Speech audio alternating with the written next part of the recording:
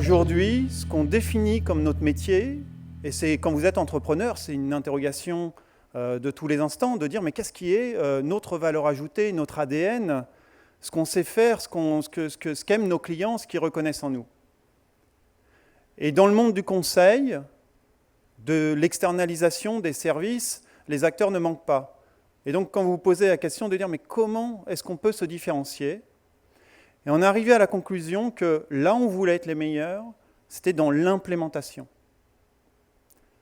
Mettre en œuvre concrètement les projets de nos clients. C'est ça qu'on fait au quotidien.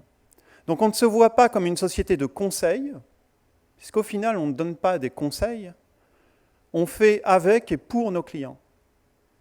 Et on implémente des projets aussi bien d'amélioration de performance, que des projets très opérationnels, les projets de leur cœur de business, que ce soit dans l'infrastructure, que ce soit dans le manufacturing, les services financiers, media entertainment. Comment expliquer, d'une part, aux personnes qu'on souhaite attirer pour qu'ils rejoignent notre entreprise, donc les talents qu'on recrute, et d'autre part, à nos clients, à nos prospects, ce que c'est que l'implémentation. Qu'est-ce que ça veut dire concrètement ?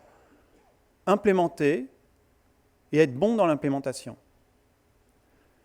Et alors pour ça, on s'est dit qu'il faut qu'on trouve des histoires, des personnages, des équipes qui parlent à tout le monde. Et je pourrais vous parler des heures de ce que c'est qu'être bon ou pas dans l'implémentation. On a des projets de recherche en interne, on fait beaucoup de choses du point de vue organisationnel, des projets du point de vue ressources humaines. Mais il y a un certain nombre d'éléments qu'on retrouve à chaque fois. Et un de ces éléments, c'est votre capacité à faire face à l'imprévu, à l'aléa. Parce qu'un des travers que je vois dans l'industrie du conseil traditionnel, c'est qu'on passe beaucoup de temps, on investit beaucoup d'argent à planifier, à dire ça va se passer comme ça, on fait des plans, et après on essaye de dérouler le plan.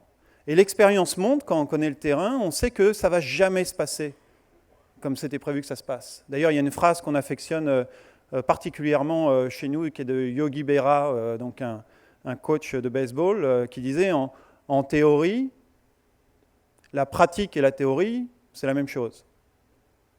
Mais en pratique, non. Et c'est très vrai, c'est la vraie vie de tous les jours.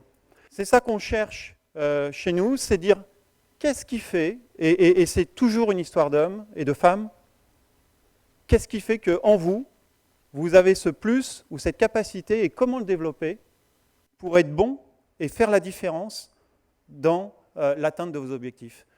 Merci.